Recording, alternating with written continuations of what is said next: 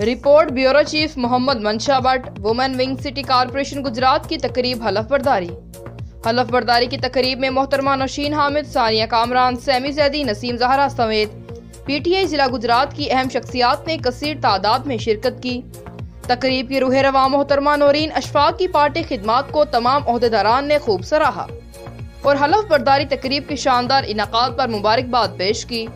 Women wing city corporation Gujarat की तकरीब हलफ बर्दारी में मोहतरमा सादिया बाबर, कुलसूम अख्तर, फरवा नौशीन, शाइस्ता बुतूल, शाहीना हुमाकरम और बुशरा चौधरी हलफ उठाकर मोहतरमा नौरीन अशफाक की टीम लेडीज विंग के रुकन बन गई, जिस पर मोहतरमा नौरीन अशफाक ने सबको मुबारकबाद पेश की।